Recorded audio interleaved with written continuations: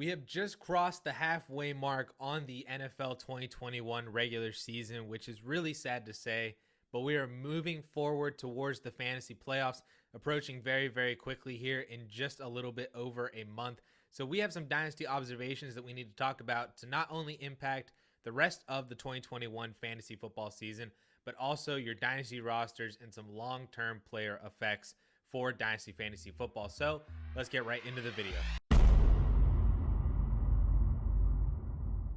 So I have 4 dynasty observations that I have found from week 9 of NFL football. So we can get right into first down here and talk about Lamar Jackson, who is currently on pace to destroy his previous season high in pass attempts. Through 8 games, he has 266 pass attempts, which is a 16-game pace of 532 attempts, which is a lot higher than his previous season high of 401. This new passing volume has opened up a lot of new avenues and opportunities for the Ravens pass catchers and fantasy weapons.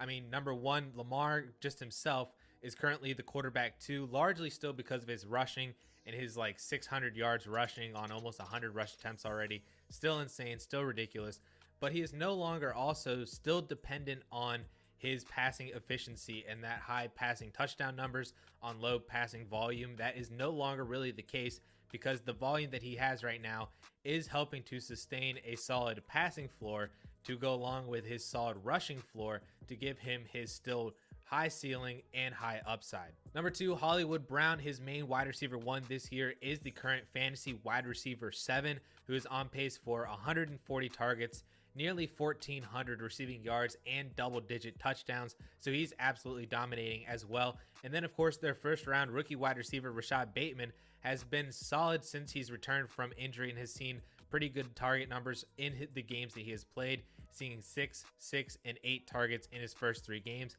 and was a wide receiver 3 for fantasy football in the last 2 of those games as well. And that was with Hollywood Brown as a top 10 wide receiver in those games. And then, of course, Mark Andrews is the current tight end 2 for fantasy. So he's also fantastic and is seeing really great target numbers, even with Hollywood and Rashad Bateman being on the field at the same time. He just wasn't all that great for the past 2 weeks because he just didn't find the end zone, but his target numbers are still very, very healthy to support a top 5 tight end. Now, there are a handful of factors that could be playing into why the Ravens are throwing it more this year. I mean, number 1, the Ravens defense just has not been great. They're allowing the 12th most points per game allowed. So more points that your defense gives up means that you need to score more points in order to win games, which means that you're in more pass heavy game scripts in order to compete, which the Ravens have absolutely been doing. So that's why they are throwing it a little bit more this year.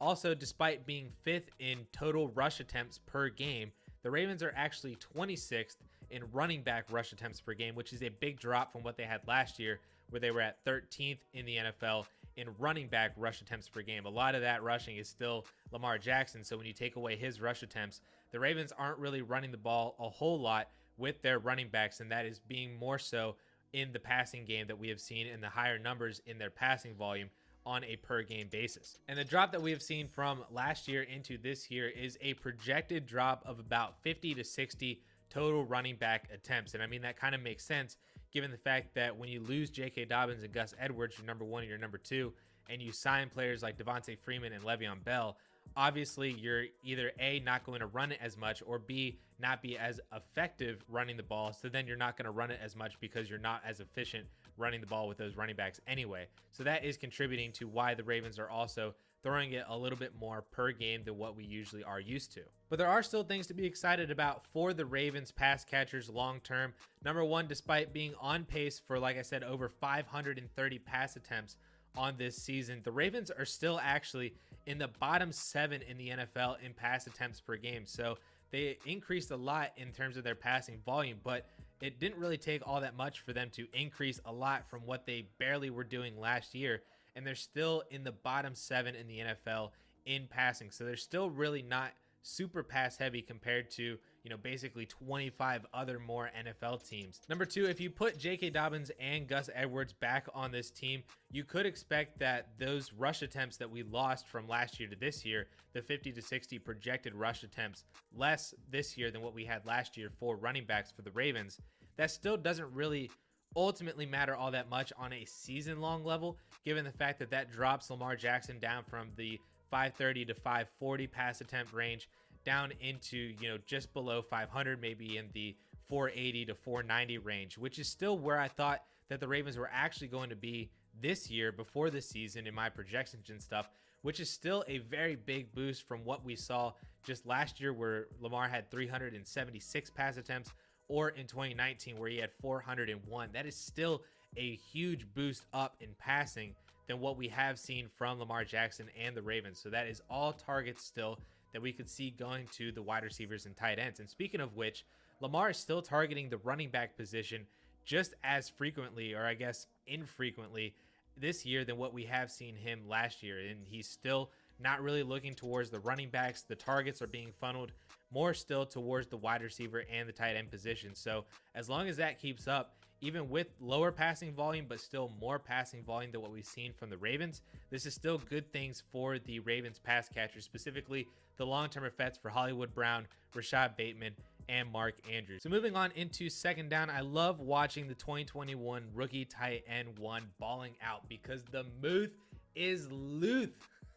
Yes, Pat Freiermuth is going to be a really good tight end in my opinion and be very good for fantasy football. And while I don't necessarily think that he's going to be the next elite option, the next George Kittle or Travis Kelce, Darren Waller, or even be up there with Kyle Pitts, I don't think that he's going to get there. I think that he can still definitely be at the top of the second tier of tight ends with guys like Noah Fant, Dallas Goedert, get up in that tier of tight ends and still be really valuable for fantasy football, because in the 3 games that Juju has missed since getting hurt back in week 5, Pat Freiermuth has seen targets of 7, 7, and 6. He's broken 40 receiving yards in all 3 games. He scored 3 total touchdowns in those 3 weeks and has been a top 10 fantasy tight end all 3 of those weeks as well. So Ben loves him. He trusts him. He's a first down safety blanket for Big Ben and the Steelers. He's a massive red zone target, and we are seeing how this Steelers offense is going to operate long term, with Najee Harris doing his thing as the running back position, the Deontay Johnson and Chase Claypool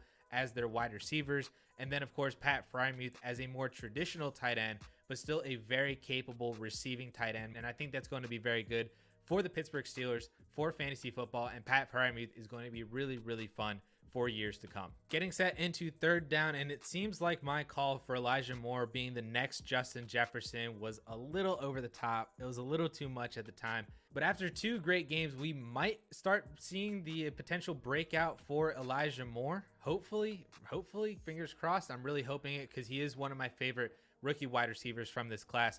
And it really sucks that it took Mike White and Josh Johnson to be able to do this for Elijah Moore. But Moore has seen 13 receptions, 151 yards, and 2 touchdowns over the last 3 weeks. And he's actually only has 2 games this year with less than 6 targets, which is the same as Jamar Chase, the same as Devonta Smith. So he's seeing the targets, and he was seeing the targets with Zach Wilson. It's just he wasn't doing all that much with him. Zach Wilson himself hasn't really been all that great. And my hope is that the Jets, and like I said, specifically Zach Wilson, can get it together, can make it a priority to give Elijah Moore the ball, because he's absolutely fantastic when he has the ball in his hands and can do some fantastic and great things. And that's what I hope that this kind of mini breakout that we have seen from Elijah Moore over the past 2 weeks, where he's been very, very good, is kind of going to then force the New York Jets' hand and be able to say, look, this is our prioritized second round wide receiver that we drafted this year, and we know that he can do some electric things with the ball in his hands. Let's make it a point to give him the ball. Make it a point for Zach Wilson to be better at getting the ball to Elijah Moore. And hopefully that can help sustain a potential second half breakout for Elijah Moore that we've seen a lot of other rookie wide receivers do. And hopefully, Elijah Moore can be the next breakout wide receiver over the second half of their rookie season. And finally, we get to fourth down, and staying on the topic of rookie wide receivers, I would be actively trying to buy Jaylen Waddle right now before his price potentially soars in the offseason as a potential breakout wide receiver in his second year. And I've really done almost a complete 180 on Jaylen Waddle. I really wasn't all that into him in the preseason, in the draft process. I liked that he went obviously in the top 10. I was kind of in on the Miami Dolphins, but he was just kind of lumped in there. I favored obviously Jamar Chase more than him. I would have drafted Rashad Bateman over him, but he was in that tier for me, and I've done almost a complete 180 to the point where he might actually be my favorite rookie wide receiver to target and get on my team right now. I mean, I would love Ja'Marr Chase, but his price is just way too high. And I would be still kind of hesitant on getting Devonta Smith. I really like Rashad Bateman and Elijah Moore. But out of all those guys, I would be targeting the crap out of Jaylen Waddle to get him on my team, because he reminds me a lot of Deontay Johnson, both physically and how the Dolphins are utilizing him, because he's been absolutely fantastic in terms of the targets that he's been getting. In his 9 games, he has 6 games with 8 or more targets, 4 games with 10 or more targets, 4 games with 7 or more receptions, and 2 games with double-digit receptions. He's 9th in total targets in the NFL right now, ahead of Terry McLaurin, ahead of Stephon Diggs, and then right behind Keenan Allen and Deebo Samuel. So he's been absolutely fantastic in terms of the opportunity and the volume that he has been getting. The only things that are holding him back right now are his yards per reception, which can be largely explained due to his 6.68 ADOT, which is 3rd worst among all wide receivers with 50 targets. So that's not really all that great, but he's doing a lot with that and getting a lot of receptions and piling up PPR and receiving yards. Just his yards per reception doesn't really look all that great, and he hasn't had those splash play opportunities that we've seen Ja'Marr Chase and Devonta Smith be able to have. But then also touchdowns too, which we can largely attribute to the offense being the 5th worst offense in terms of total points per game, averaging only 17 points per game. So when you're on a really bad offense, the opportunities for touchdowns really are limited and not all that much there. So Jaylen Waddle getting not a lot of touchdowns makes sense to me through the first 9 games of his career with this offense. But there are also a lot of other positives for Jaylen Waddle long term. Number one, he doesn't have a quarterback issue in my mind. Tua is absolutely fine. But then there's also the potential opportunity that maybe they get Deshaun Watson. Maybe they go out and they do make a trade in the offseason for Deshaun Watson. And if that were to happen, it would shoot Jaylen Waddle's value through the roof all the way into the moon, because that would be an absolute insane pairing of Deshaun Watson with Jaylen Waddle. But again, I'm not really making moves assuming that that's going to happen. I'm very, very happy with Jaylen Waddle having Tua for the remainder of his career, or at least the next 3, 4, 5 years, because Tua has been supporting Jaylen Waddle's fantasy relevance to this point, outside of a couple games with Jacoby Brissett, but it's been largely Tua Tagovailoa. So I do really like that he doesn't have a quarterback problem there. Number 2, Will Fuller is a free agent after this year. He signed a 1-year deal, so he could potentially be moving on, opening up, more targets for Jaylen Waddle. I mean, granted, Will Fuller hasn't really played out that much anyway this year, but one less wide receiver to get in Jaylen Waddle's way for target share. Also, Devontae Parker is becoming more and more expendable every single year as he gets closer to 30 years old. And as his dead cap drops in his contract, he becomes more and more expendable as a potential cap casualty. So again, another wide receiver just potentially not in the way for Jaylen Waddle.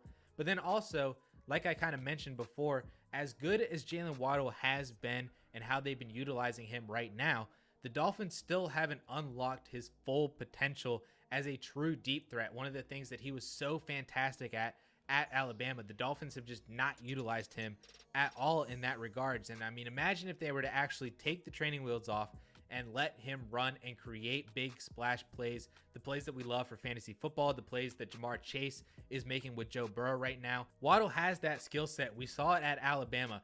Just the Dolphins have not been able to utilize him, or haven't been wanting to utilize him in that fashion. So if you combine his high target volume with splash play volume, then I think we're talking about a true elite wide receiver option for fantasy football. Somebody who could be like a Tyreek Hill or Calvin Ridley kind of player. I think that that is in the cards for Jaylen Waddle, and I think you should go out and buy him now before he gets labeled as a second-year wide receiver breakout in the offseason. Because looking at the DLF Trade Finder, you can see recent trades just in November that include Jaylen Waddle, including Waddle for Leonard Fournette and Myles Gaskin, Waddle and Jalen Hurts for Sam Darnold, Kyle Trask, and Michael Thomas, Waddle a first and a second for DeAndre Hopkins, and the most interesting one, in my opinion, Waddle for Calvin Ridley. I think that one's really, really interesting, but I would take Jaylen Waddle over Calvin Ridley right now. If you have been holding on Calvin Ridley, I would try to trade him for Jaylen Waddle. You might not be able to pull that trade off, but somebody was able to, and I would take Waddle over Calvin Ridley, given all the extra circumstances and stuff to both end the year, but then also long-term for Dynasty. So Go out there and buy you some Jaylen Waddle, get him on your team, and enjoy the fantasy points that are going to be coming your way, because he is going to be absolutely fantastic. And especially at the price that he's at right now, you could have him on the cheap and then just continue to profit for years to come. So those are my 4 dynasty observations from week 9 of NFL fantasy football. If you would like to see more dynasty observations from basically the entire slate of week 9, you can click right up here and watch that video. With that all being said, guys, thank you all so much for watching. We'll catch y'all later.